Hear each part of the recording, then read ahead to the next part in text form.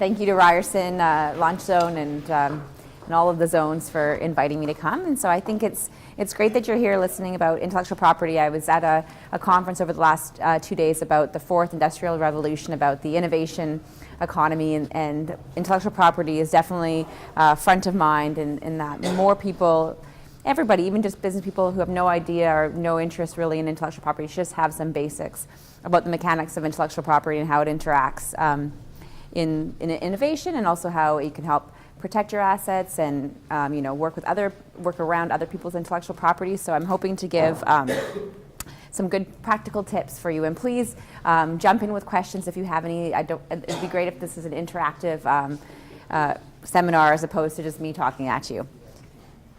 So a little bit about myself. I'm a lawyer, patent agent, and trademark agent. I have a degree in computer science and math in Toronto, and worked at a startup myself before going to law school. So I was at law school. I was very aware of the issues that startups faced, and so and have since worked in intellectual property since 2006. And so I'm covering a wide range of inventions.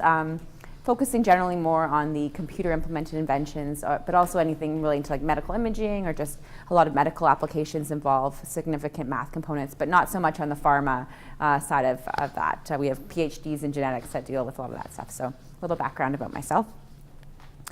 And so as for an agenda for today, I'd like to give you a primer first about the different types of intellectual property. Probably hear a lot about them, but I can just give you a little high-level overview so you understand the different types and how they intersect and overlap, and sometimes they're mutually exclusive, just so you're aware. And then I'll get into some tips, 10 tips about intellectual property strategy, so that it can help you navigate issues in your business, or at least spot issues so you know when to ask questions and get help. So the first is what is intellectual property? Intellectual property is a type of intangible asset as compared to, say, a tangible asset like your computer. So it's something that you can't necessarily see, but it might be implemented in tangible goods, products, and what have you. So it is, because it is an asset, it is something that can be on a balance sheet. Valuing intellectual property is somewhat difficult. I don't know how a lot of companies come up with their metrics, but we'll get into some examples on the brand side of things, as well as on the patent side of things and the designs to give you a sense. But it is an asset. So if you are building a company, it's something that you can list on your assets that might attract investors, or at least they can look at it and say, yes, check, and then move on to the next. Would you like to use microphones? Because I think it's Sure. quieter in the back. Of course, yeah. Sure. Is this better? Okay, great. So I just want to go over the basic types of intellectual property. You probably have heard of them all. They're becoming more and more common. Patents is one type, and trademarks, copyright, industrial designs, trade secrets and confidential information. And then a couple more that are a bit more rare is the circuit topography and the plant speeders rights. So the first one I'll discuss is patents. And patents protect inventions. So that's the idea, or a practical application of that idea that is new and inventive, meaning it's not obvious, over what is known. And so it's very important to assess what is known and identify what you're adding to that body of what's known, and looking at that difference and saying, okay, is this something here? Is there, is it just an obvious variant over what's been done before? Am I just doing something that was always blue and changing it green, and there's not really any functional advantage in doing that? Or is maybe there are some functional advantages in your difference or your delta over what's the state of the art that's known, and those will be what you'll incorporate into a patent document, working in various stages, and we'll get into some of that a little bit more. Essentially, what a patent gives you is a negative right to exclude other people from doing what you're claiming to be your invention. So it doesn't necessarily grant you the right to do something. It's an important distinction. You might try to patent something that's illegal, for example. Other laws might be implicated by that and bar you from practicing that. You might also try to patent something that's a layer over an existing patented technology. So it could be, as a basic example, a table like this, and somebody might have come along and added wheels, and so that is an innovation with some advantages, functional advantages over a basic table, but somebody could hold the patent for the basic table. And so you'll need to work with other companies, or potentially other companies, to figure out how your invention fits in the whole overall landscape, and then flag any risks and deal with it. That it could be that a cross-licensing deal is worked out so that they want to now start sell tables with wheels, and vice versa. And it provides 20 years of protection from the filing date. So 20 years is quite a long time if you can think of the rapid developments of technology. And so it's important to think about what you're currently doing, but also have a forward-looking vision on how your implementations may improve over the years, so that you have something that's not only relevant to today's product, but also how it may unfold. Without being too speculative, but if you have a reasoned basis for why that would work, it's better to include that. So it's important to think about that long-term horizon for patents. It may be shorter for certain industries, particularly on the medical side of things, where it takes a while to get something to market, particularly when there's regulatory approvals involved. So 20 years, that's usually why that number is there. It's a one-size-fits-all solution for varying different technical sectors, but it's trying to find that middle ground. And I just have a few examples of some patents there. Some basic trends that you might hear in the media is that software isn't patentable. And that is true in an abstract sense, but there are ways to look at the patentability of software, particularly as it's embodied in a device, and think about the interactions and any tangible results that might be felt from an interface perspective, for example, or any computing benefits that are felt on the inside. So you might have a technique that improves memory usage or processing efficiencies or what have you. So again, it's targeted and rooted in computers, so it's not something in an abstract sense, but we are seeing greater level of scrutiny over computer implemented inventions. So it's important to think about, if you have a computer implemented invention, the answer off the top isn't, well, it's software, so it's not patentable. At least think about, it may be patentable. You hear that often, that someone will say, I've got an app and there's nothing there, so they'll move on and not even realize that they might have missed an opportunity. There's also a backlog for patent examination. So it's a 20-year term, and even to get or obtain a patent, it actually takes between 3 to 5 years. So it's a long-term game, and it's important to think about that. It's due to backlog at the office because they have examiners that have stacks of documents on their desk and trying to get through them as fast as they can. Also, when you do file a patent, it's important to mark your product as patent pending to give notice to other people. That may help trigger damage issues even from your basic public application before it actually grants to a patent. So it is important to make sure you're marking things. So even in non-confidential slides or presentations when you're showcasing your product and services to investors or customers, mark patent pending just to put people on notice. And one other thing to keep in mind with patents, is anybody in the room has any experience with patents at all? No? So they're complicated documents. I don't know if anybody's read any or looked at them all, but my brain has changed since a decade of working in this industry. But essentially they have 3 basic components. They have figures, a description describing all the different variants, and then they end with these enumerated paragraphs called claims. And those are really the important aspect of the patent because they define the scope of your right to exclude. And so I have a basic example of what a claim would look like. So a patent document might describe all the different variations of a chair, all the different materials and the shapes and sizes it may embody. And then the claim may try to strip it down into its common basic functions that would be common to all those different embodiments. For example, it might have a seat, a back, and 2 or more legs. And so you can see here that this is a picture of a chair, and it's regardless of the material, the shape, it has those basic features. Then you might have another product like a stool coming in, and you're wondering, okay, how do these interact? Similar to the table and table on wheels example. And so from one perspective, adding a back might actually be a patentable advantage, so somebody might be able to obtain a patent for a chair over a stool, or maybe stripping the back also has a patentable advantage because then you can position yourself in many different ways without being obstructed by the back. So it's always important to look at those claims. Often you'll see people say, well, this company is trying to patent something because the title of the patent says something or the abstract of the patent says something. But it's really important to, if you are looking at a patent, I hope you're not, but if you are, look at those enumerated paragraphs at the back, and those are really the important aspect.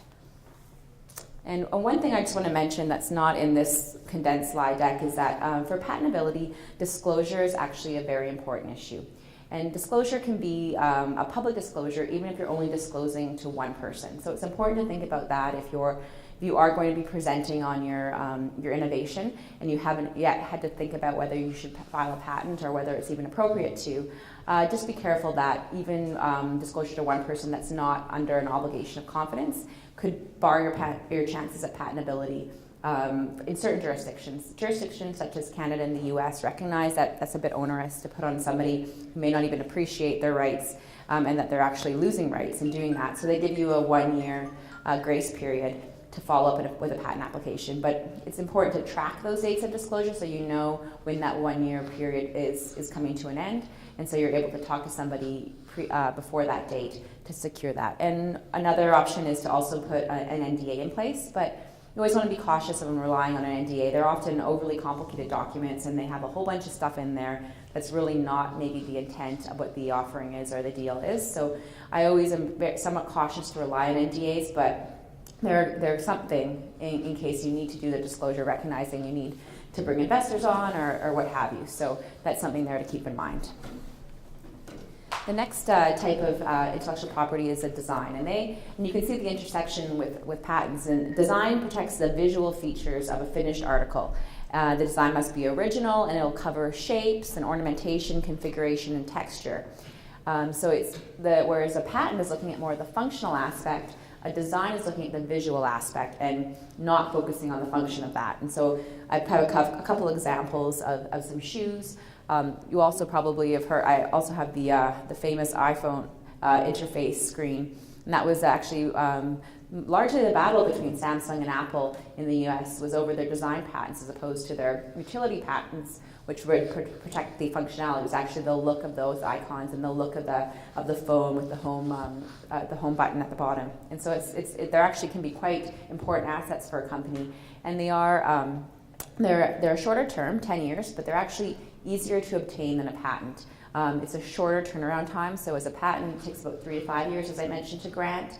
A design, you're often getting something issued within a year, sometimes 2, and they vary from jurisdiction to jurisdiction in terms of that time. So it is a complementary form of intellectual property protection to focus on the non-functional aesthetics of your product. The next form of intellectual property is copyright. And so when we looked at designs and patents, those are creatures of statute, and they require registration in order to obtain that type of protection. So nothing's automatically provided to you just by creating something. In contrast, copyright is actually something that's automatically created upon fixing an original work in a tangible medium. So just writing down something on a piece of paper, taking a picture, painting something, coding something. It's quite broad. So there's different types of works: literary works, artistic works, sound recordings, musical and dramatic works, and communication signals. And what is copyrighted is actually changing all the time. We look at 3D printing and 3D scanning, and that raises a whole bunch of issues as it relates to copyright, also patents, designs, and trademarks, but copyright definitely as well. And so it's something that, as you can see as well, copyright can also be a complementary intellectual property type to patents and design. So as looking at code, for example, some functionality can be patented with a utility patent. Maybe the interface that code develops or outputs may have a design application, and then the copyright will protect the actual expression of that code. So you might be able to achieve that functionality in many ways, but you've selected a certain technique or selected a certain form of expression to achieve that functionality, and that's protected automatically by copyright. There's actually a bundle of rights provided by copyright as well. You have a right to produce it, reproduce it, perform it, and so it's important to think about that. If you do have a copyright, you might be able to commercialize it or share it with other people in different ways while holding back some of the rights. So you just have to think about that as well. Or similarly, you might be able to access some rights from third parties to do something with that work, but you might not have a full blanket approval to anything you want with that work. The protection lasts for 50 years, and that's about to change in Canada to 70 years with the TPP, when that's implemented. In the US, it's 70 years. So you can see it's quite a long form of protection but given it's unregistered, it's automatically created. Being unregistered is very nice from an innovator or creator standpoint, because you don't have to do anything or spend any money really to obtain those rights. What is difficult about the unregistered right is that it's very difficult to determine whether you have something that's truly yours and that's not infringing or taking somebody else's copyright. And that particularly becomes an issue if you're working in a team. And so you might have people coming in. I'll use software coding as another example.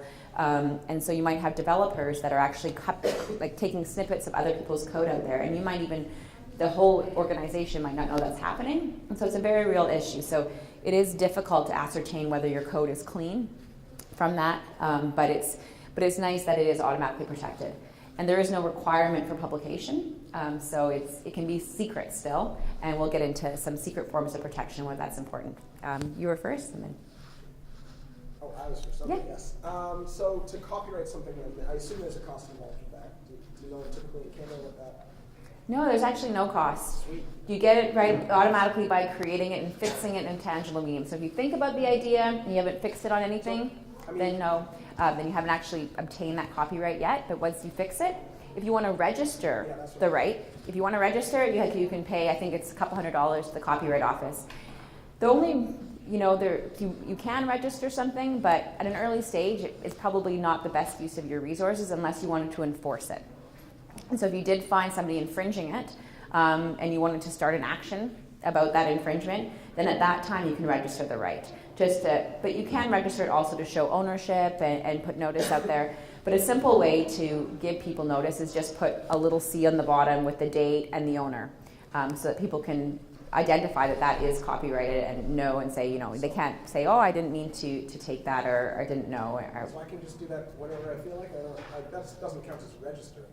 It doesn't count as registering it, but it does count in terms of being an intellectual property asset. And that's a great form of notice. And so if you're changing your website and adding more material, you might want to update the date to show that those new changes are there, and move that to make sure it's a dynamic sort of expression, but there's no registration requirement for copyright. And there's a difference in terms of the protections afforded to me as an unregistered versus a registered. In terms of enforcement, particularly in the US, for example, there's a requirement you have to register it in order to start any action relating to your copyrighted work. Great, thank you. No problem. Yes? What happens when your protection is over? Do you have to reapply to extend to 20 years, for example? For patents, no. Once the 20 years is over, it's over. And then it goes into the public domain and other people are free to use it. And so that, for the patent system, that's the balance. They say, look, we'll give you a limited monopoly or right to this invention, but after 20 years, you have to make it open for everybody else to use. And so they're forcing people to kind of bring information out because patents are published. So they're hoping then to enrich the public body with that information. Otherwise, people might keep everything secret and feel fearful of anybody, taking that idea freely without any sort of compensation back to the creator or the owner. And so that's where that lies. But yes, but for copyright, I don't know what happened to the presentation. And so for the copyright, similarly, there's no renewal, but I'll get to trademarks, and there is renewal as long as you're using the mark, but we'll get to that. Any other questions at all? So Perfect. trademark retains stuff like lecture slides or photography, for example. Copyright, you mean? Copyright, sorry. It's okay. You can just go ahead and put it on there, or they're assuming it's unregistered, I'm not registered. Assuming it's your original work and you've created it without copying somebody else or cutting and pasting, even looking at something and trying to memorize it and recopy it that way. If it's your original work, you can put a C with your name and the year to give notice to other people, but that again isn't even a requirement, it's just a best practice that we always encourage people, so that again it puts people on notice that, okay, this is the owner, so maybe I want to call you or send you a note saying, can I use your material in some way, but it provides a notice function. So you put C, name, and date. Yes. Yeah, and so on your website or your product or your slides or any of that. What if you have a company that does the company name as well? Could go on there. The company name too, beside that notice, yes. You'll see it a lot. If you start looking at websites, go to the bottom, you'll see that copyright notice. And you say all rights reserved if you want, or there's alternative licensing, so Creative Commons is one place so you can, permit certain types of use, maybe non-commercial use and all of that, but we'll get into some of those interesting aspects of it, but yes, at a basic level. In terms of copywriting code, I guess it must have a lot, but what if you write a code, pretty basic function, you copyright it, I guess. next year I don't see your code, I would the exact same function, the exact same way because it's the most efficient. How do you like? Well, if you're looking at infringement, one requirement is actual copying. So you need to show access to that. So if you happen to just stumble upon the same code without even looking at that, and you can clearly show, like, that code was developed on the other side of the world, and it wasn't uploaded to GitHub or what have you, and you can clearly show, I created this on my own originally, then there's no copyright infringement in that case. And also it may be an issue whether copyright actually existed. It is an original expression, and that threshold is quite, it's a test still though. And so if it's not original, there's no originality or creativity used to generate that code in the first place, then maybe it's not copyrighted in the first place. But if you have no actual copying, then you have no infringement. So that could be an easier way to feel like you're safe, is if you just did not copy at all. So who decides what is innovative original? The judges, they decide that. And unfortunately, in Canada, there's just not a lot of case law on that. With copyright in particular, the damages are quite low. And so there's not a lot of people litigating that issue because the cost of litigation often outweighs what you'd actually be able to recover in damages. So there's so much uncertainty in terms of what is original or not. But as long as you're looking at something and exercising some skill and judgment and coming up with that, and you're not just kind of doing the only thing that you could possibly do to get from A to B, then you're probably exercising some skill and creativity and originality in that work. Any other questions at all?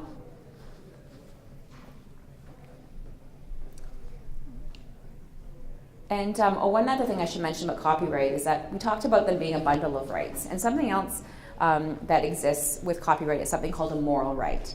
And copyright generally can be assigned and transferred from the author, usually to an owner, so a work made for hire, for example, for an organization. With moral rights, they stay with the author, and they only can be waived. So you can't transfer or sell your moral right. And the moral right to a work is the right to be attributed to the work, so you have your name beside the work, and also the right to integrity of the work. And that is, keeping it its original purpose or its original intent or whatever might offend you, you have the right to stop somebody from doing that. And so a classic case that is local to Toronto is that, one case here is you can see the birds in Eaton Centre. And they're by an artist, Snow. And one year, Eaton Centre decided to stick little Santa Claus hats on the geese. And Snow was very offended by that, the artist.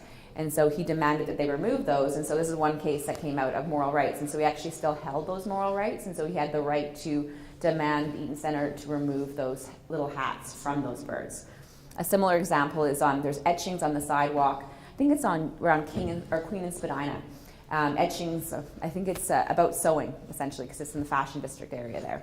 And so one artist created those initial etchings, commissioned by the city, but maintained the moral right to those.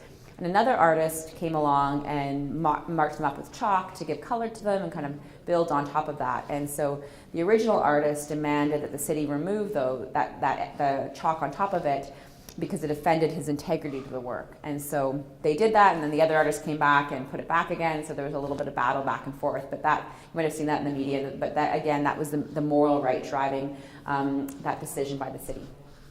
So the artist helped design the birds, and the mall decided to put hats on them. Exactly, and at that point, the agreement between the mall and the artist may or may not have, I don't know what it said, but they may not have addressed moral rights, or they might have agreed that the moral rights would stay with the artist. And so he had some control in the work still. So looking at software as a basic example, you might have 10 developers contributing to code. So you want to make sure, if you're looking from a company perspective, that there's a moral rights waiver to ensure that there isn't some, a right attached to that code by all of those different authors. Particularly, giving attribution might be a little bit of a pain if there's so many authors, and that might just get, hard to maintain. Particularly with integrity, if you wanted to change some functionality and they might offend what they wanted initially, then it's important to ensure that there is a waiver of moral rights. And it's something that doesn't exist in the U.S. system, so templates that you may see out there on the internet may not address that, so it's something to keep in mind. Does the lack of giving up moral rights automatically mean that moral rights exist? Yes, moral rights automatically exist upon the creation of the work, similar to copyright. So they're kind of a bundle of rights that come together, and they must be waived, expressly waived. And does this transfer into workplace situations? It does, definitely, yes. So the author, often you'll have an agreement in place that you're creating something for an employee or employer, and your copyrights will automatically flow to the employee, to the employer, based on you're getting paid for that work and what have you, but there has to be a clear waiver of moral rights in that same contract, otherwise you will still retain those moral rights as author of the work. If somebody chooses to waive their moral rights, that's sort of irrevocable, right? You can't go back. It depends on the wording, but generally, yes. And are there... You might say, I waive them conditioned upon this and that, so I can't say it in an absolute sense, but if it just says, I waive my moral rights, and that's it, then that's a waiver of moral rights. Okay. But often you'll see the language is like irrevocably and all of that built in for security. Irrevocably throughout the universe in perpetuity. Exactly. Classic lawyers, right? Yeah, crazy bunch of things. So, if have there been cases, I suppose, where moral rights have not been waived, and then let's say I have a logo designed by an artist, and they haven't waived moral rights. Have there been cases where that artist might come back and sort of try to extort money from the company, or they wouldn't necessarily extort money. Potentially, if you wanted, they were saying, well, I only will waive them for this amount of money. But what they can do is, as I mentioned, that's a real case with Eaton Center and the artist Snow, in that they can demand to be attributed to the work, so they have to have their name beside the logo. Or if you change the logo some way that they didn't want or offended their integrity of the work, and what integrity means is difficult to ascertain because there hasn't been a lot of case law on that. But if it offends their integrity, there might be an issue there as well. So it's important even for logo contracts to ensure that there's just a little one-liner about waiving the moral rights in addition to assigning the copyright. But making sure all of that is in place is important in the first place. Often that's overlooked, and we'll get into ownership issues when I get into IP strategy, but that's something that's important to get in writing. So just before I move on, so with patents and design, you need to apply to registration to get those rights. Copyright, you get them automatically upon creation. You can register it optionally, particularly if you want to enforce to prove ownership. And then we've got trademarks. And so here, trademarks are sort of a hybrid of that, in that you get trademarks, you get some rights to a trademark by just virtue of using the right. So there's common law rights that attach to that, but then there's also a registration process that will deem use throughout the entire territory. And so that there's advantages to that. So what a trademark is, it's a word, a phrase, a design, or a color, sound, or shape, or a combination of those that identify a product or service and differentiate from other brands. And so it's important to think of that it's a mark in association with a good and service. And so I think sometimes there's a mistake that somebody will want to trademark a word in its absolute sense, and that's never going to be what a trademark is. It's actually always in association with a good or service. There might be a large class of good or services, particularly if there's a company that's in many different ventures and they use that same mark in relation to all of those ventures, but it always is in association with a product or service. And again, it's based on use. You can file a registration for a proposed use. Before that registration actually perfects, you need to show that you actually have used that mark in commerce in some way. So you're actually using it in association with getting something back for selling a good or service as well. So it's important to understand that. And they're applied for on many different levels: a company name, a product name, motto, logo, even hashtags. And so you can see some examples. Coca-Cola, there's a study that essentially if you could wipe out most of its physical assets and rebuild the company quite quickly with just its trade secrets and its brand. But if you wiped out the trade secrets and brand rights and left it with its physical assets, it probably never could get back to the company it is. So they are very valuable rights to organizations, again, particularly if there's a lot of use of those. And the nice thing about registrations is that it deems use. And so if you create a lot of goodwill, but only in Toronto, and somebody else starts offering a product or service in, say, Vancouver, where nobody's actually really heard of your good or service, in that city, they could still start using it and acquiring some rights to using it independently of your own. Whereas if you filed a registration when you first started using it, or you don't have to do it when you first started using it, but before they started using it or before they filed the registration, you get deemed use throughout the land or throughout Canada to then prevent use, even in Vancouver where people might not have had first-hand experience with your product or service and your mark.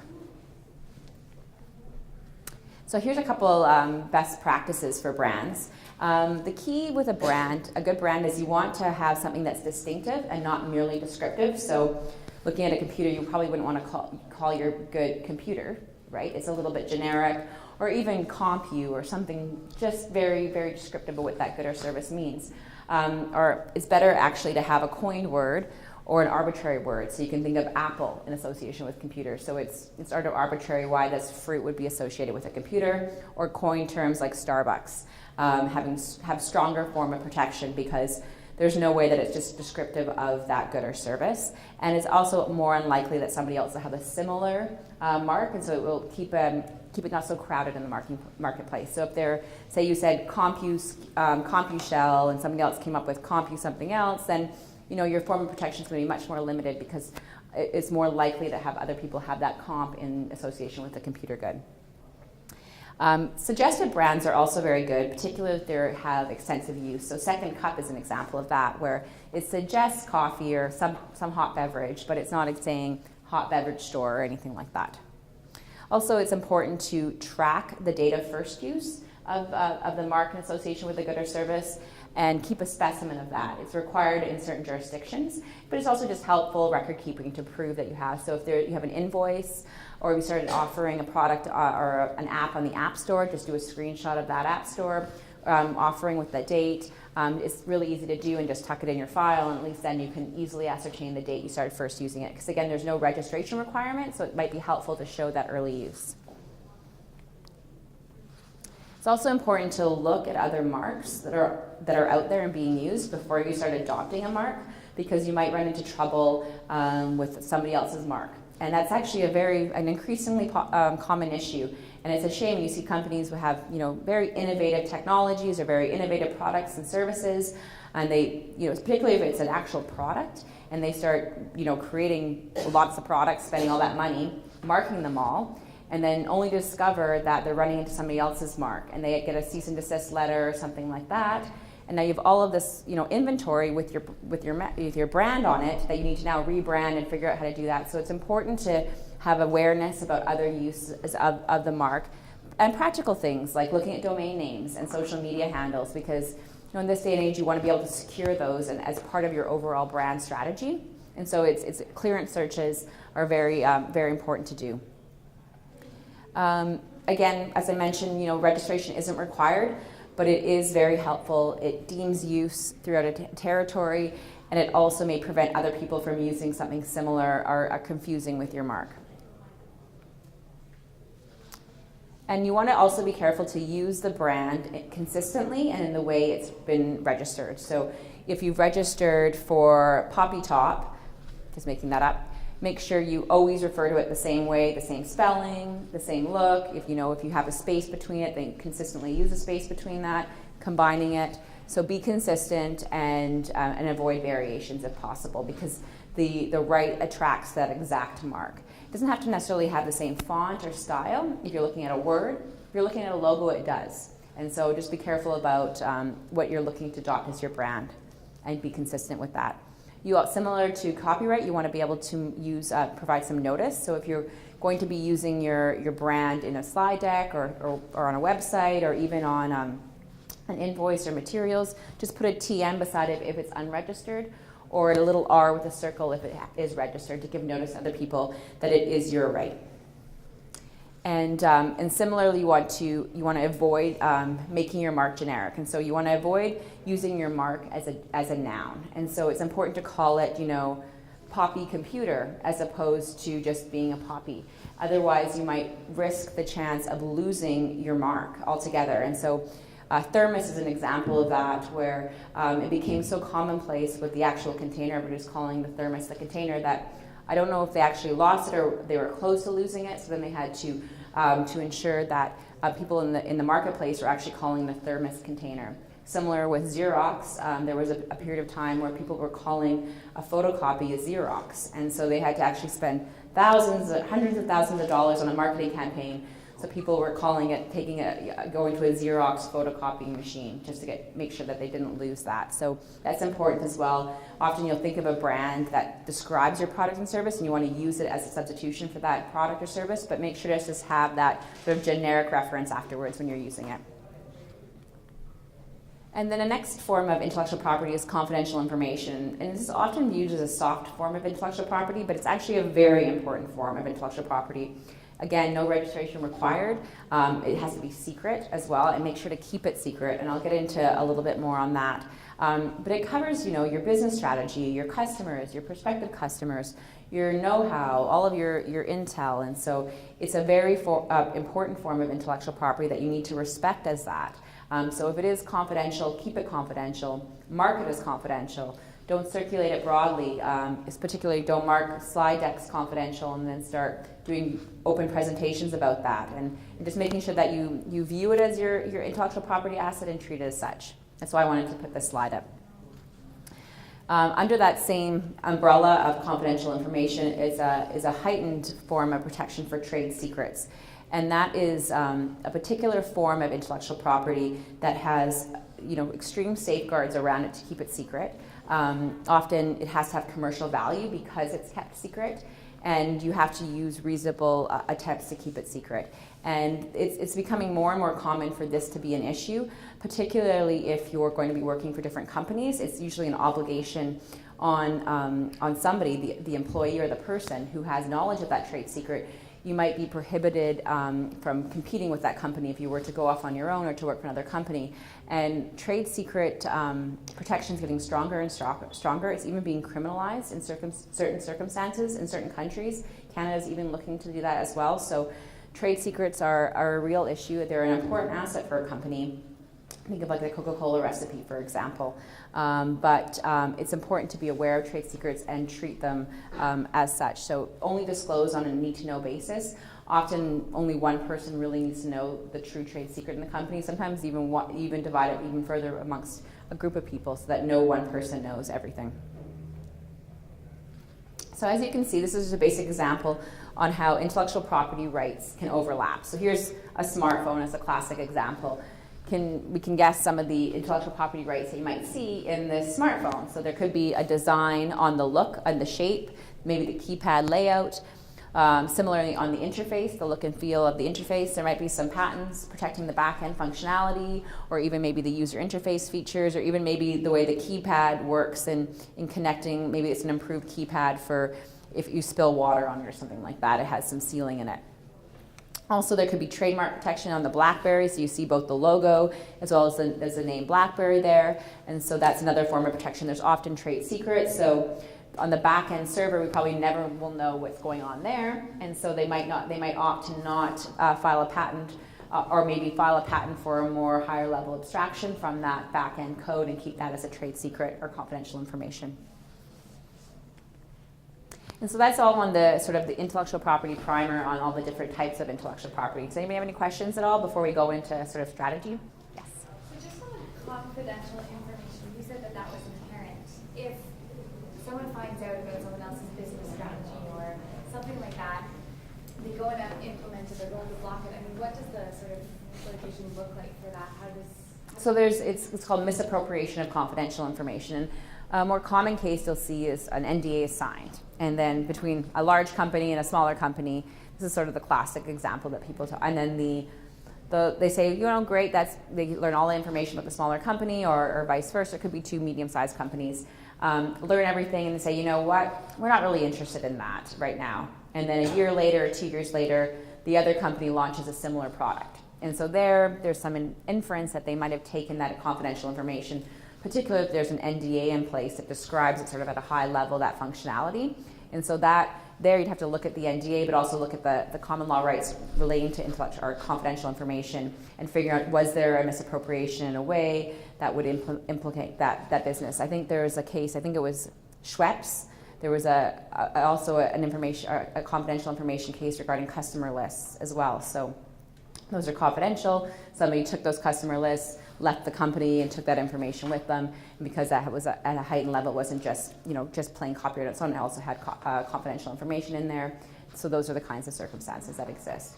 But often, again, you want to make sure your marketing is confidential and to avoid any of those issues, because often you don't want to worry about suing somebody for taking your information. So back to that need-to-know basis, like always think about a deal and think, what is the objective of this meeting?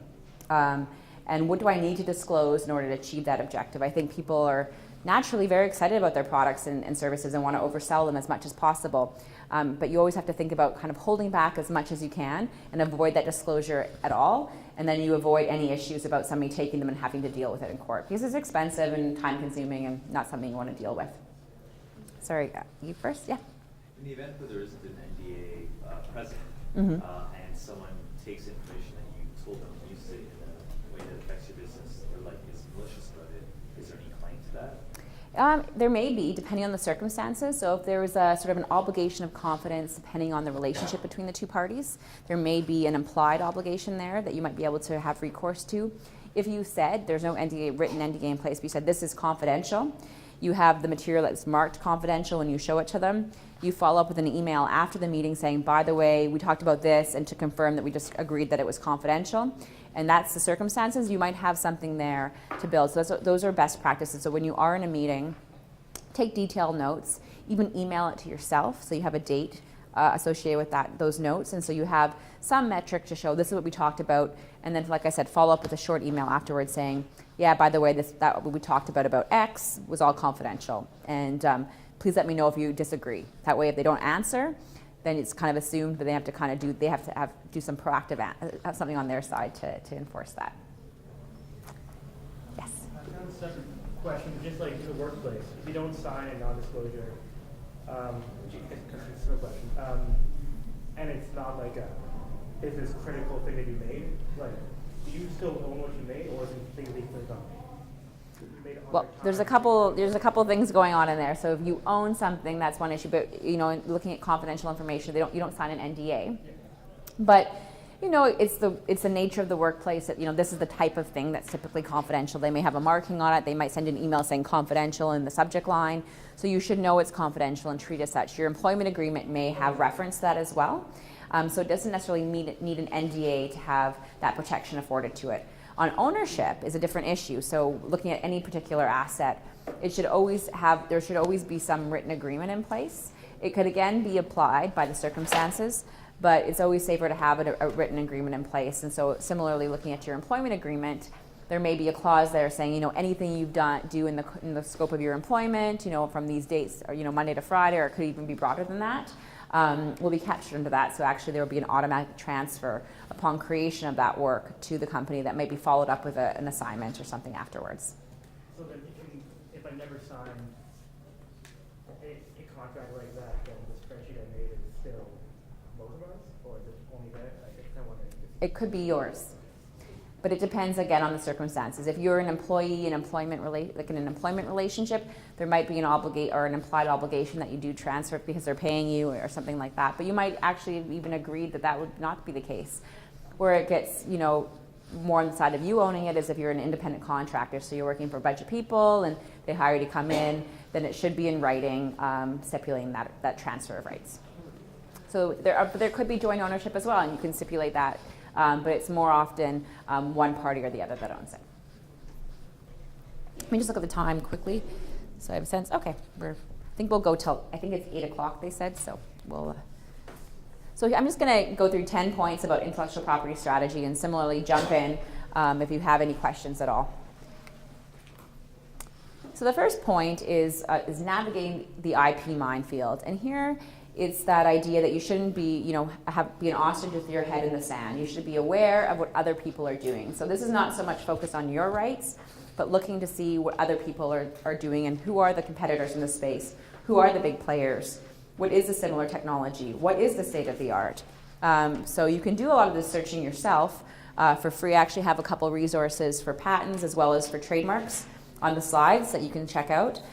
So even Google has a patent search, so you can start searching for subject matter. You can also look for assignees. So if you know a company that might be a competitor based on some internet searching, you can enter that company name and find all of their intellectual property that's registered.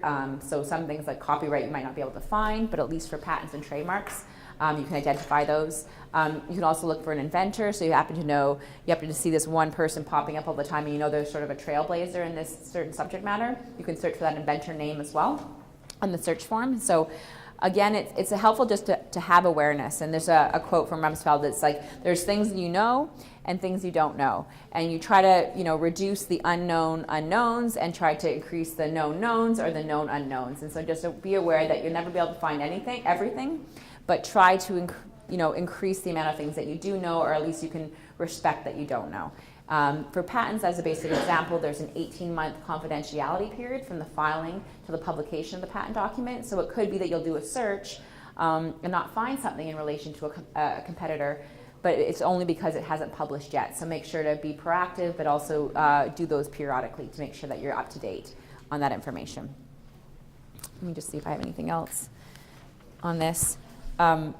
There's a lot of free information out there, and often if you find one patent document that particularly seems relevant, look at that document to get more information. So look at the inventor on that document, look at a class that it's been put into, look at some keywords that you might not have thought of based on that document and the description of the same technology, and look at the assignee and what have you. And similarly, when you file a patent, it'll be searched by a patent office, and so you'll get a bunch of results provided to you, and then again, look at those results, mine them further, look for other holdings by those same companies, and you can start building out the landscape quite easily. And again, if an investor asks you, at least you have something to say, yeah, I have done a little bit of digging. Here are my main competitors, and they happen to have a couple patent filings, so I'm looking to pursue a patent filing. And it just helps create a story and show that you are thinking about these issues. Even if you don't have to spend a lot of money to do that, you could do a lot of that yourself, being resourceful. And so as I mentioned, there's a couple slides there of some online resources for you. The second point is creating a culture of innovation in your organization.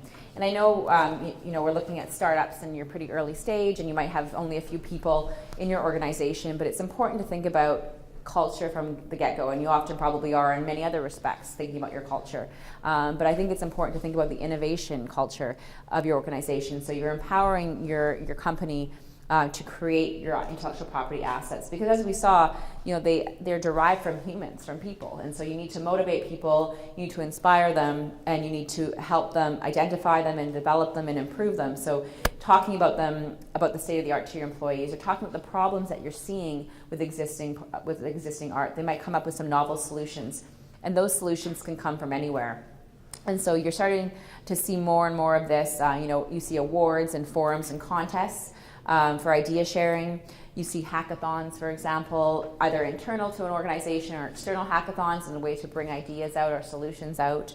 You also see sort of day off to invent and 15% programs. So a famous one is 3M, and they actually launched their 15% program in 1948. So it's quite revolutionary for a company at that time. And some great examples, like the Post-it note, came from that program. So tremendous innovation, even though it seems so simple. Similarly, Google has a 20% program, so I think they have one day, their employees have one day off to just invent generally. And Gmail came from that, and Google Earth. So they're not just sort of interesting side projects, they actually could be important innovations to a company. And you want to include employees from all departments, and so making sure to talk to your sales team, your product team, your developers, the management side of things, so include everybody in those sessions to, again, bring out innovative solutions to things in different ways that you might, if you're just thinking about it and there's only the CTO and they're the only one coming up with the ideas, it might be helpful to broaden that perspective. Again, we're looking at what startup companies, but I think it's important to think about in-house workflows. Think about who will be sort of your IP person managing those resources. Empower that person. Recognize it takes effort, and making sure you're giving them that process and that time to do that correctly, and empowering that person. You can even think about educating your entire team on intellectual property. So coming to something like this, or there's a lot of intellectual property seminars around, or even online, just do some reading so that everybody sort of has some basic level of intellectual property awareness, so that they can even at least say, hey, I think I might have created something new here, or they're aware that confidential information should be treated as confidential, or at least when maybe your salespeople are at a trade show, they can spot issues that maybe you're infringing somebody else's intellectual property, or vice versa. And so it's helpful to have everybody sort of thinking about innovation and instilling that, and facilitate idea sharing within the organization. So you often see a number of startup companies having sort of Pizza Friday, where everybody kind of comes together and talks about what they're working on and sharing new solutions and coming up with different ideas, or a hackathon or what have you. And so those kinds of things are great. And make sure to record those discoveries so that you can follow up on them and help implement them. And the next point is getting defensive. And so here is where we're actually looking at, now you're aware of sort of what's going on in the landscape. You're building the culture of innovation within your team. And now you might want to think about, obtaining those assets or perfecting them. So that could be about getting registrations for a patent, or registering a trademark, or just making sure that you've, articulated your copyright and figuring that out, and making sure you've identified what trade secrets are for the company so that everybody knows to treat them as such, or is important. So getting defensive is sort of just getting your chips in the game so that you're ready in case something happens, that you at least have something to offer or counter a negotiation with. Often this is where the most sophisticated companies' IP strategy stops. Nobody ever sues sometimes. Some very sophisticated companies just acquire IP and sit on them. So that it's usually covering their core products, their own core products and services, and not so much looking at other people's. Some people take the complete opposite approach, and you might hear about patent trolls or non-practicing entities. And there, they don't really have any core product or service. They're not even operating in the space. And they're just acquiring patents to be offensive with them. So it's a totally different business model, but I think more and more you're seeing innovative companies taking this sort of defensive approach of just acquiring assets and sort of sitting on them for a worst case scenario, or just making sure that they're protected to freely operate their core business. And similarly, you need to understand, and here you can see when you're getting defensive, you need to find your position in order to obtain intellectual property. Because as we talked about from a patent perspective, is you need something that's new and not obvious. And even for a trademark, you need something that's not confusing with others in the marketplace. So this is an example of a smartphone patent thicket. You can see RIM was in the middle of that, and many other companies. And so trying to navigate this is very difficult, but at least you might have something in your pocket so that when other people are looking there, they can see, okay, maybe I won't sue that company, or maybe we won't step on their zone with a product or service. Maybe I'll do a workaround instead, or maybe I won't even do that at all. So there might be just a chilling effect by virtue of the fact that you're giving notice that you have those IP assets there. But it's important to have something at least to play that game. And the next point is strategic offense. And so here is the idea that you've acquired some intellectual property and somebody might be infringing. And your gut reaction might be, I want to write them a letter, a cease and desist letter, and I want to sue them. Well, I think it's important to slow down and think about, okay, what is the cost of that? What are the limits of that? What do I really want as a remedy? What are the constraints to that? And thinking about alternative strategies to meet those objectives without just suing somebody. Because as we all know, the average cost of litigation for patent litigation in the US is $2 million, in Canada around $1 million. So it's not a game you necessarily want to play, particularly as a startup, because you have many other competing strategies for those resources, and so you want to make sure you're being smart about them. But there are all alternatives. Maybe a friendly letter just giving notice of your rights to a party may be enough to stop them right there, and that might not cost you anything. Always keeping in mind that you need to think about where that letter might end up. It might end up on TechCrunch or Engadget these days, and so being mindful of that, and also understanding, are there any issues with me sending that letter? If I now, because I'm threatening somebody, if I now given them an ability to attack the validity of my assets or something along those lines, and pick a forum to do that attacking in. And that they might pick a forum that's favorable to attack a patent or a trademark.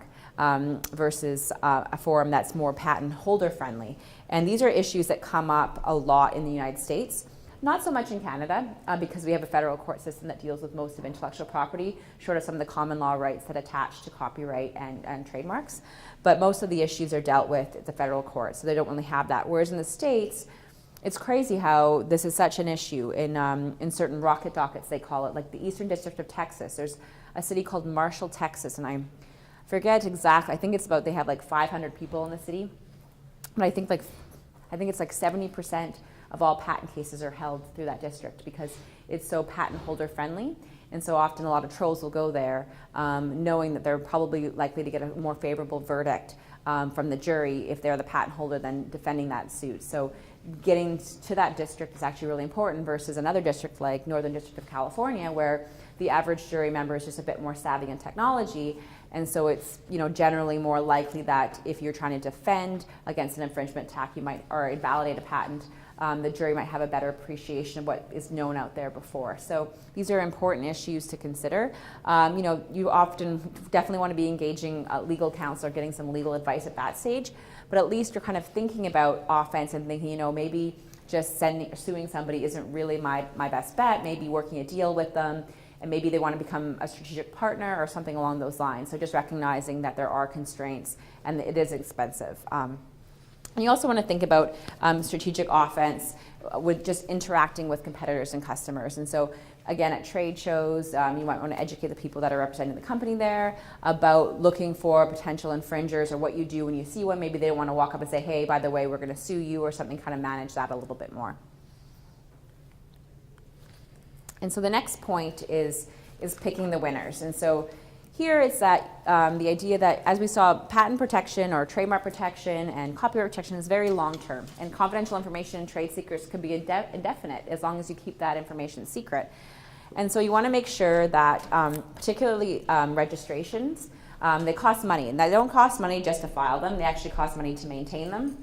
You also want to look at the fact that it's a jurisdiction-based game, so you can't just file an international trademark, although there's actually a system that's close to that that's becoming into place. Canada's not yet part of that, but generally you just can't file an international patent or get an international patent or an international trademark. You need to look at certain jurisdictions, and so those jurisdictions all come with independent government costs, and then they're ongoing. So you have a filing cost, and then you have yearly or every 2 or 3 or 4 years maintenance costs that can be quite significant. So you want to think about, as your intellectual property portfolio grows, you know, do I really need all of these assets? Is this patent really actually, you know, linking up to something I'm currently doing, or is this something I was doing 5 years ago that nobody's really doing it this way anymore? It's sort of an old patent, and why am I paying $3,000 every year in Europe to maintain this patent? And so the idea is, don't fall in love with it. Constantly revisit your portfolio. Think about trimming your portfolio, and don't fall in love with everything. And you don't have to do that all the time, but it's usually when decisions come up. So you'll get a letter saying, you know, oh, we have to end, now you have the chance to file around the world based on your first filing after a year. We'll get into the trees that come into place. And so at that point, think about, okay, well, is this really relevant to my business now? Talk to your advisors and say, you know, what value do you see this asset? Do you think I need to file in Europe? Should I just go with China, or should I stay with just the United States? And start thinking about that at that stage. Don't just blankly say, yes, I must file around the world for every single thing, and that's it. Similarly with trademarks, I'll get emails from clients saying, I want to trademark this tagline, I want to trademark this mark and this, and then I'll kind of sit back and say, well, do you really need to trademark to actually get a registration for all of those, or is it just enough to have your core product? And usually after we go back and forth with costs, and I give them a sense of, you know, really are you going to be able to enforce it in these jurisdictions? They usually kind of drop down to a few key filings, or even if they did do an initial, you know, 5 filings, they'll reduce it down over the course of the life cycle of that brand.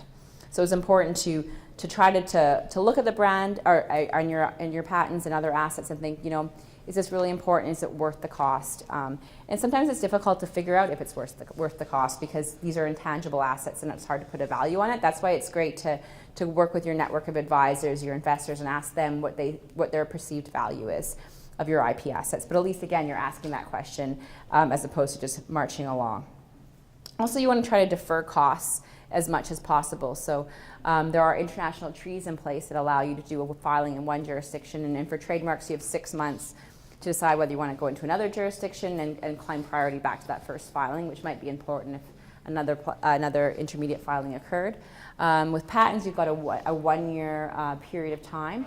So it's nice to be able to defer all those costs. So you might file in one, say the US is usually the first filing jurisdiction, or Canada, and then a year later think about, okay, maybe I want to file in Europe at that point, but not doing everything on day one, because again, it gives you more time to figure out, you know, is this a winner? Is this actually core to my product? Or maybe you've innovated even within that year and focused on something else.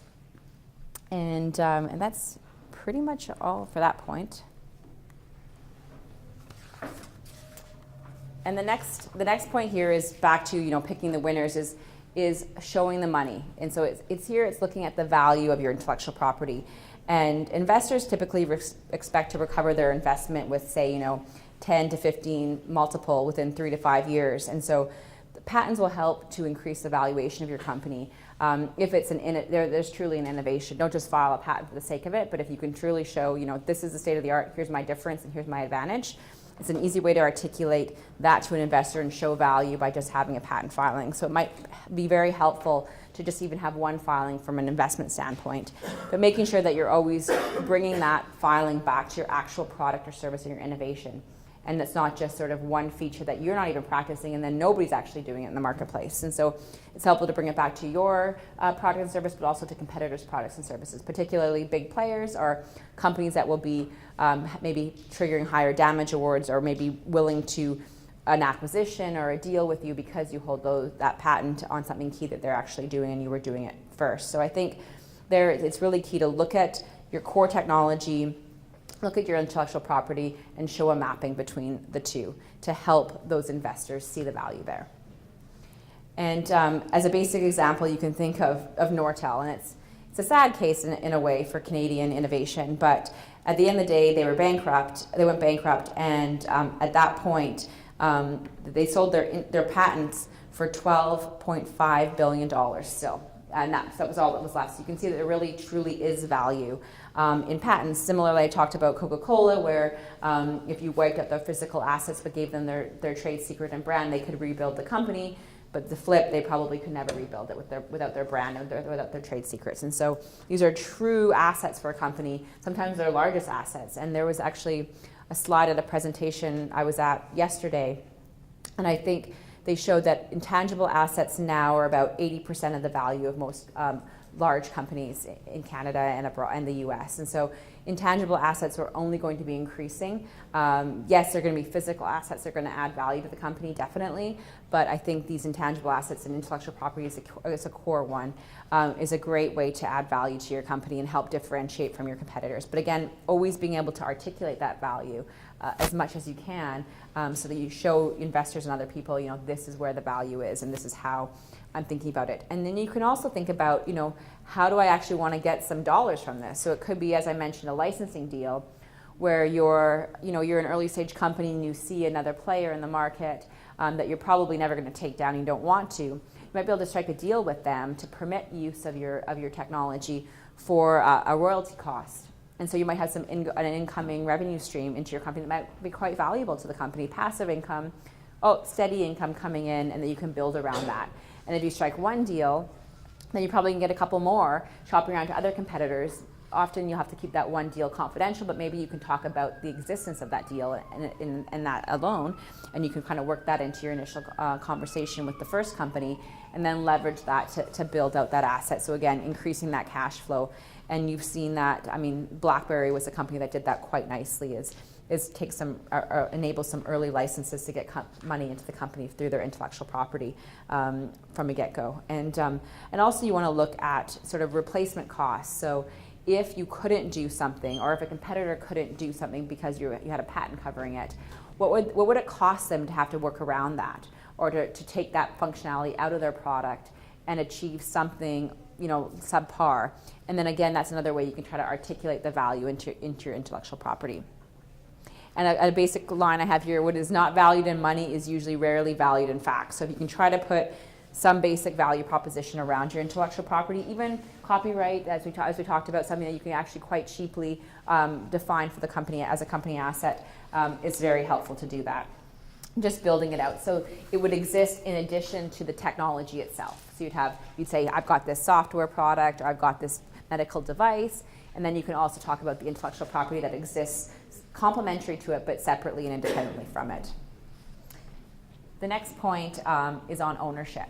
And you want to understand the default position on ownership of all forms of IP. So we talked a little bit about the example you raised about working in a company and creating something in the company and who owns it. And often who paid for it doesn't necessarily mean you own it. You want to look back at, and usually the default position actually focuses on the creator or the inventor or the author of that intellectual property as opposed to who paid for it. And I mean, there are definitely exceptions to that, particularly in copyright. If you're in an employment context, there's an implication that it's a work made for hire. But if you're a contractor, it's often the flip side. So it's important to make sure that you have that written clearly in writing. And so that would be, even from a small team, to your example, how you hire somebody to create a logo for you, have that conversation about owning it from the get-go. Maybe they didn't ever think that you would own it. And so maybe then you would be disinclined to pay for that logo. Maybe you look for another developer or another designer to create that logo for you. So have that conversation early on before you start incorporating into your brand, maybe marketing on your products and all of that. So making sure you have it clearly in writing, because it's often the first question investors will come in, look under the hood and say, okay, doing an initial diligence, that's who owns all of that. And you can show them very neatly and quickly, here are all our contracts in place, here are our IP assets articulated in a spreadsheet, and then following up that supporting document. You look sophisticated. You're not taking 2 weeks to come up with that information, which often maybe the investor has walked at that point. So it's important to kind of get all of this together early on, and from day one, before any mistakes happen. So if you don't have something in place, say you have an employee or 2 employees or contractors, you don't have anything in place, and then you want to go and clean it up. You have to make sure that there's consideration. So the basic tenets of a contract is offer, acceptance, and some consideration. And so if you were at the initial, agreement was, I'll pay you this and you do this for me, but there was no talk about who owned it. Maybe they said, I was going to own it and I was just going to give you a license to use it, or permitted use, and that was it, even though that's not in writing. And then you wanted to go and revisit that and say, no, well, actually, I meant to say that I owned it. Well, if you do go and get them to re-sign the contract, make sure to give them a little bit more something else, just so that there has been some consideration for that extra. If that wasn't actually assigned based on the base contract. Maybe it was implied, you don't know, but maybe give them just $100 and make sure to keep a record of that as well. So, do an email money transfer and print that receipt, or write a check, avoid maybe cash, and maybe look them in the eye and say, this money is actually for a confirmation of that assignment, so that there's a meeting of the minds and everybody understands that ownership has occurred. To waive moral rights as well. And to waive moral rights, if it's copyright that you're looking at, definitely, yes. Sorry, I think you were first. Say you have a patent that was written years ago with, say, in partnership. So say there's 2 people on that patent, and then years later you do another company, and you get acquired. Can you split that patent in half? Like, how would that work? You actually would have joint ownership. I'm assuming that there was no other obligation. So for patents, the default owner is the inventor. So if there are 2 inventors, and you said there are 2 names on the patent, I'm assuming there were 2 inventors for that patent. So you were both those 2 people were both the default owners. There may be obligations to assign built in. So there could be an employment contract in place, or a contractor agreement in place, or some other agreement about intellectual property saying that, yes, even though you're the inventor, everything you do under this field or under this scope actually belongs to me. So you need to make sure that there wasn't any of those obligations in place surrounding that creation to ensure that then you actually do own that. So if you do own it, and there's a joint ownership, say assuming that wasn't, and the 2 inventors do jointly own it, they actually jointly own the whole. So one inventor can go license it to one company, and the other inventor can go license to a competitor.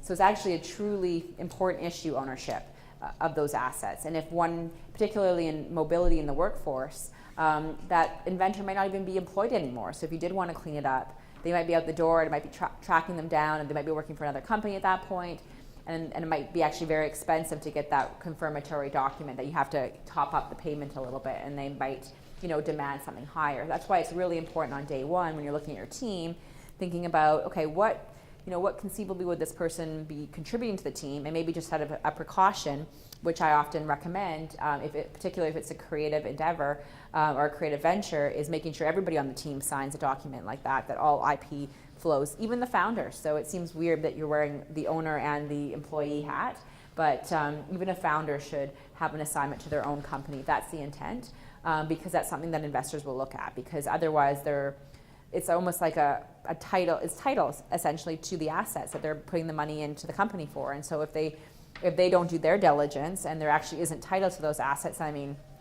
that lies with them. So often they will do that diligence and try to look at that chain of title to those assets.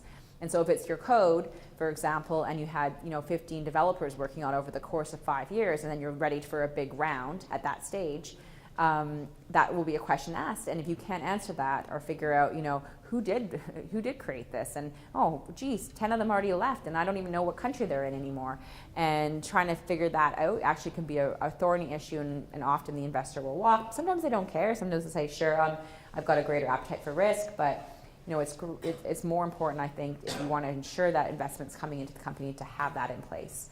And just for your own, again, making sure you can value it by making sure you own it is very important. And often you also want to look about, and moral rights I mentioned, also you want to look at the way that IP rights may be transferred through other things like NDAs, for example. And so one thing you might see is a feedback clause in a non-disclosure agreement. So you're working with a company and you're collaborating, they've disclosed some technology to you, and you said, well, what about this? Or have you tried this? Or here's an issue here. Sometimes there might be an ownership flow from you to them just for that feedback. Sometimes there's not. Sometimes you want to make sure that if you're, say, the company on the other side, that you do have rights to that feedback, even if it's just a perpetual royalty-free license to use that feedback and incorporate it into your own products. You want to make sure that you're addressing that anyway, so that they don't leave and say, well, I gave you that idea at that table, making sure to have that conversation before there's value to that idea, because often that's where the issue lies, not on day one, but on day 300 when it's a really good idea. And particularly doing it timely, as I mentioned, there could be departed employees, or it could be expensive to get that confirmatory written agreement in place. And so it's perfect to do that there. Similarly, you want to think about collaboration projects. You often see startups working in somebody else's space as well. And so you want to make sure that you understand what obligations are surrounding that collaboration, and who owns what, who's bringing what to the table, and who owns anything resulting from that collaboration. And have that conversation again early in the relationship, not when it's too late and you already maybe left or there's something sour in the relationship. So make sure to get that clear and be transparent from day one. Any other questions at all? No. And the next point is people management. And here you can think about confidential information as a basic example. So employees and inventors and your team have access to valuable company assets, as we've been discussing. So you want to make sure that you keep your trade secrets and confidential information secret. You want to control disclosure, so making sure that only people within the organization know the information that they actually need to know. Also flowing the information to outside third parties, so making sure everybody on your team is aware that something's confidential, so that everybody's treating it as such. I mean, you hear horror stories about somebody uploading certain documents to GitHub without everybody's authority, and the information's now out there. And I mean, sometimes that's the intent, and that's great, but making sure that that really is the intent, and asking that question and controlling the team so that they know not to disclose something when they shouldn't be, and only, again, doing it as a need-to-know basis. Also, making sure there are appropriate markings on your document. So if something is confidential, mark it as such. At least then it will give a flag to somebody. But again, if it is marked confidential, don't start circulating it, because that could negatively implicate all the other documents you've marked confidential, showing they're kind of slippery with their practices, and they're not truly, this is maybe not really confidential information. You also want to ensure clean technology development. So we talked about mobility, and there's movement between people. So if you have somebody coming onto your team, you probably want to hire them because they've got great expertise. But maybe they're working for a competitor. Maybe there's ongoing obligations to that competitor. Often there's a non-compete clause in employment agreements, or a non-solicit agreement, or maybe a non-use of something between those parties. And so you want to make sure you're asking your new team members, well, hey, do you have any prior obligations? And hey, can I have a copy of those? Just so you're aware that they're not tainting your assets. Maybe they're coming in with all the ideas that they learned at their previous employer, and then bringing that into your technology, or bringing it into your code, or bringing it into your product in a way that you even have no idea that you're actually infringing somebody else's confidential information, or patent rights, or copyright, but that employee is actually tainting, or your team member is actually tainting your own intellectual property. So again, making sure that people are just aware of it. You don't have to make them, it doesn't have to be a negative thing, but again, it's just a transparent thing. So you're making sure that conversation's happening, because sometimes it's not. particularly when you're looking at consultants and experts, even sometimes advisors. You want to understand, who are they working for? Even investors or potential investors. They might have a couple other clients or companies on their portfolio that are very similar to yours, and so you might be disclosing some information to them that you don't even know how they're going to be using it. So again, it's just asking that question, saying, do you happen to be working with somebody else similar to me? So at least going in, maybe I should be a bit more careful and keep things a bit more closed at that early stage, and then maybe getting an appropriate NDA in place after that. Also, you want to have communication policies within your organization. And there's so many court cases that often these very embarrassing emails come up. Even something like a smile at the end of a sentence might have some lawyer out there might read that and saying, oh, well, you knew that was bad. You put a smile there. I don't even know why you put a smile there, but just be very careful. Or say somebody is looking at the trade show example, so one of your team members comes back or is there, sends an email saying, oh my goodness, we are infringing X's rights. That is something you don't want to put in an email because you don't even know if you're infringing it. That's a legal test. What do those claims mean? Obviously what we talked about is quite complicated, whether you even know whether copyright exists at all and whether you're infringing it. So just be careful of any of those loaded statements because they will only be used against you. So if you make sure to have that communication policy up front with your team, particularly as they grow, because companies scale very quickly. I work with some companies that, 2 years ago we incorporated them, and now they're in 3 different cities. And so it's funny how quickly startups do scale. And if you can keep these people management tips early, it'll help ensure that those are followed. It creates good habits. And so if everybody started doing something, when new people come in, everybody kind of just keeps doing that, as opposed to waiting until you have a team of 100 or a team of 30 and then trying to instill those habits. The next point is getting into control. And this is similar to sort of knowing your landscape, but now it's about your own rights. So looking at third-party uses of your own brand. So the first step is to making sure you actually own your own brand. So I talked about under the landscape heading, doing some clearance searches. So looking out there to make sure that you aren't stepping onto somebody else's territory or using a mark that is confusing to another mark in the marketplace. And then register it, particularly for a trademark. There's some horror stories where a company files a proposed use application on, say January of this year or of last year, and then another company comes along and starts using that mark and building up a lot of goodwill. And then a year later, that company, the first company that filed, ends up getting a registration, and then goes and they still haven't even started using it, or maybe just started using it, even a year and a half after the other company started using it. But because they had that first registration date, they then go and sue the company that's been using it for a year and a half in the marketplace. And this happens. It's a real thing. And so if it's an important brand and you come to that point and you're like, this is our brand, this is going to be it, register it. I think it's not a requirement, but I think particularly for trademarks, it's not that expensive, and it's a great way to secure that name and to avoid losing that goodwill that you'll be generating by using that name in the marketplace. And then proactively monitor use of that brand by other people. So look online, look in social media, but again, don't get carried away with enforcement. We talked about positive and negative publicity. So you want to write some nasty cease and desist letter only to have that posted on some blog out there, and then you're worried about all the negative goodwill that the bad will that you're getting from that. And also maybe people are using your mark and saying, using it in association with your good in a way that actually promotes your brand, so you're okay with that. But just making sure that you're actually aware of it, so you'll be able to assess whether you're okay with that or not. So think about both of those things, but also avoid rushing out and suing everybody. There's a famous, I think it's Jack Daniels, cease and desist letter. Their in-house counsel wrote something very funny, and then it went viral for a positive reason too. It was like, eh. And so if you Google some cease and desist letters, you can see what I mean. So the final point I want to get into is thinking globally.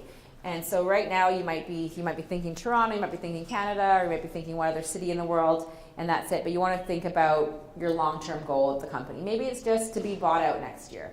And then again, that will help enlighten your IP strategy and think of only short-term goals. Maybe just 1 or 2 registrations and that's it. But you do want to think about, global. It is a global market today, and increasingly so. So think about different jurisdictions. Think about, where are you going to make this? Where are your big markets? Where are your competitors located? Think about the big landscape. As I mentioned, registration of IP is jurisdiction based, and so you need to think about multiple jurisdictions, and each of them have separate fees and legal tests, and there's also timing considerations, and timing can be missing a deadline can be fatal.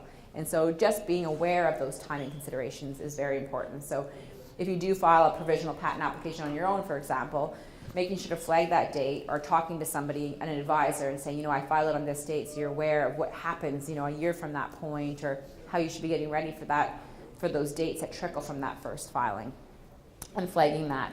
And using treaty systems to your advantage. So as a basic example, there's something called the Paris Convention, where you file, say, a US provisional on day one, and then you have 1 year to claim priority back to that filing in different jurisdictions, and as if you filed both applications on the same day. So that's quite advantageous to defer those costs and keep your options open for a year. Similarly, there's something called the Patent Cooperation Treaty, and it's an international patent application. So it never grants into an international patent, but essentially you can file it it's a slightly increased cost, but it keeps your options open for 30 months. And there's a number, most important jurisdictions are part of the Patent Cooperation Treaty. Some aren't, so again, it's important to think about, what jurisdictions are missing. As a basic example, Taiwan is not, and that's often an important jurisdiction for certain technologies and innovations. But again, it's a great way to keep your options open for 30 months, and so you don't have to worry about, that expensive European filing fee until you got a year or a couple of years down the road when you might have some more money into the company and some more options there. Another example is the Madrid Protocol, and this is an international trademark system. So Canada is not a member, but there are 97 members. US is one of them. And essentially you file one application in one language and pay one set of fees to protect your mark in those 97 countries. So that can be quite advantageous, particularly if you have, say, a previous registration, like a US registration, and you want to then expand it around the world. That's a very effective way to do that. You have to worry about all the intricacies of all the systems and all the different languages. So IP is by jurisdiction, but use the system for your global advantage. And that's all I have. Does anybody else have any questions at all? Yes? If you're not a registered company or corporation and you pay somebody $1,000, the contractor to do some back-end database stuff, how do you have them try to keep that to not claim? So you've hired somebody to create a database for you, right? Yeah, you a weekend worth of work. Yeah, you're paying him $1,000. So I would say, build it in that you own whatever is resulting from that work. Yeah, put that in a basic agreement. You don't have to. It doesn't have to be anything complex.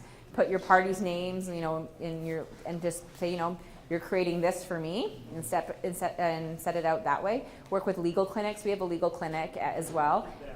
Yeah, and so you can get a basic agreement in place, just explaining, you're doing this, I'm giving you this, and I own it because I'm giving you this money.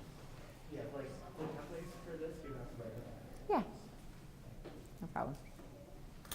Yes. If you manufacture a product and you're infringing someone's patent, and say the product is now being sold at Nordstrom or Walmart, would they be liable because they're selling that product and I'm being sued as a manufacturer? They probably would sue them as well. They won't be liable because you're being sued. They might the damages or the remedy they might seek is actually all infringing products. So you might have to get those products back from them, from the store, whatever they have, and they haven't sold at that point. But then otherwise you would just pay damages for whatever profits or money that you made from whatever revenue you made from those sales. What often they would do though is they would sue you, and they'd also sue the retailer as well. So they get both of you guys in there. And that will put pressure on you, obviously, because now your retailer is calling you up saying, well, what are you doing? And so that would be a strategic move that's often done. What you might have within your agreement with the retailer is you might have an indemnity provision in there saying, or a warranty or representation by you saying, I'm not infringing anybody's patent. And so that might trigger some liability between you and that retailer, depending on what the actual contract looks like between you and them. But yes, it's patent infringement to make, use, or sell generally, and in the United States, offer to sell anything, any good or a service that's protected by that patent. So by making it, you would be liable. by selling it, they would also be liable. But whether there's a contractual arrangement between the two of you about who covers that liability, that would be a specific, that would be in that contract. Because it would be easy for me to avoid it, right? If I just move to another country, or if I just manufacture it in a different country and then I sell it, I would be off the hook, whereas the retailer wouldn't. You'd be off the hook, but then you would have a really angry customer. So they might not want to buy anything from you anymore. They might want to go to the other party that's asserting their patents against them. So they might actually say to you, oh, now I'm being sued and I'm actually going to come after you for something that might be in that contract. It might not be there, but often if it's a sophisticated retailer like the ones you mentioned, they might be in that contract. So you want to take a look at that. But yeah, that's one way people avoid patent infringement is by manufacturing in different locations that a patent may not be. Yes?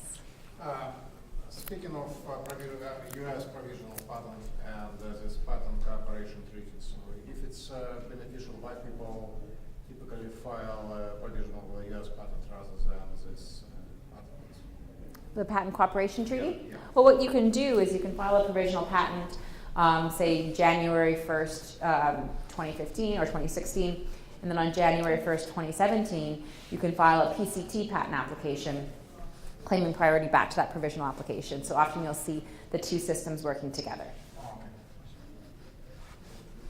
And then that PCT would claim priority, so it was as if everything that was sort of in that provisional filing was, that's in that PCT was filed on that earlier date, the provisional. But then your 30-month window would be down to 18 months, 18 plus the 12 months that have passed. But you'd still get 30 months in total.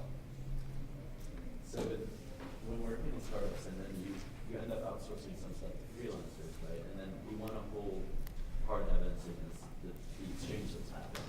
Okay, money for logos, for example. Mm-hmm. Could you make those contracts yourself? Like, could you type them up yourself and have them sign them? Is that illegal? Yeah, you can make them up yourself if you want. You want to make sure that they're clear. And this might be worth looking to see if you can find some legal resources. I know there's the Legal Innovation Zone, for example. Talk to Chris or Hirsch or something, and they could probably point you in the right direction. But yeah, you can totally write your own. Maybe it's helpful to get somebody else to take a look at it, making sure that you're clearly identifying the parties. There's like a witness line for the signatures so that somebody can say, yeah, I actually saw that person sign it and that wasn't forged. And then just clearly articulate sort of what they're doing for you, what you're paying for, and then that you own all intellectual property rights. And if copyright is an issue, you want to get the waiver of moral rights as well. And then that's a great thing. So anytime you're working with freelancers, identify those freelancers, get that contract in place, put it in there in your little your diligence folder, so you have everything all lined up so that when you are having that conversation with an investor, you look like you have everything organized and sorted out. Because what you can do is not necessarily clearly write the estate of intellectual property, but then make the same logo, for example, right? You can freelance and sell it. Exactly, or just they say they own it, right? And so there might be some issue there. So it's very important. And these are, as you can see, it's not very expensive or difficult to do, but it's just like little things that you think about and you get everything kind of lined up and organized from the get-go. Like, I've heard that incorporating a corporation $100. Incorporating? Making a corporation to be very Yeah, a couple $100, I would say. But like the legal fee of actually doing it is $1,000.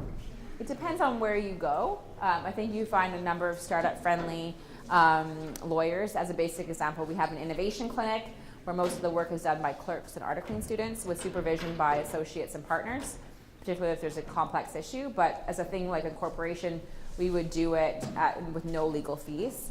But we have, because you guys are part of Ryerson, that's sort of, we're looking at more students and that kind of, it's not just generally available. That's why we don't really advertise it, but we waive our legal fees, but we would require coverage for the disbursement. So we have to pay something on the government and then maintain that on your behalf. And so we typically, we say like a $500 retainer to cover all of that. But generally, there's no legal fees for those kind of basic services. But there are some lawyers that might charge for that. I don't know, but make sure to shop around a little bit and be resourceful. Any other questions? So I have a company, we develop things that are, I guess they're typically pretty tough to protect in terms of IP. We develop experiences, Okay. which is a weird thing, but we often have to hire the contractors. And so I'm not sure that I guess if we were putting together a contract, we would just have to put a language that makes sure that Yeah, it's better, even if you're not sure if intellectual property or what type subsists in that experience or that final product, be over covered. Include it all. Say, know-how, information, all of that. And And then- is there language typically that would allow for us to sort of retain ownership of it, like right to it, but also like extends leeway to the contractors to keep using it? Because I don't like Yeah. the idea of protectionism. I want people to use this. Yeah, so you could, by owning it, you then have the control to permit use. If you don't own it, then you can't permit anybody to use it. And so I agree, there's many different models out there. I don't think, closing the doors and saying nobody can use my information or my intellectual property is necessarily the right model or is the right model for every circumstance. But at least if you own it, then you can control it. And so you can then have the right to permit use by certain parties for certain circumstances. But if you don't own it in the first place, it's very difficult to permit use. So it's better to get it in. And if the idea is that you want to let the contractor use it for promotional purposes so that they can show, look, this is my portfolio, you might want to permit that use. Or maybe you want to give them a royalty-free use to use it, in this sort of field or not with competitors or something like that. But you can define all of that, but because you're the owner, you can define all of that. But if you weren't the owner, you wouldn't have that control or that privilege. I need a event where we're producing an event and there's multiple team members from multiple industries working on products. They have to apply to it and we are paying for the products. Are we implicitly the owners or do we still have to stipulate that? I would stipulate it. You might be implicitly the owners, but I think it's always safer just to put it in writing. Again, that way that's going through their head when they're reading the document and saying, oh, okay, you own it? Well, I thought I was going to own it. And then at least you're having that conversation and getting that out before there's an issue that you're then kind of backtracking, trying to figure out the solution at that point. But I always recommend be transparent.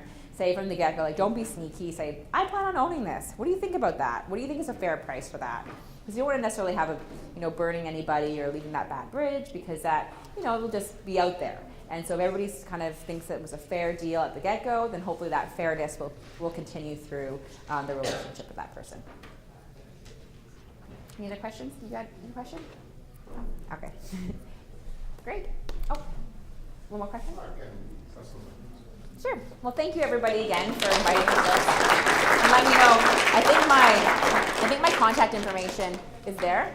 So don't hesitate to send me an email if you have any questions.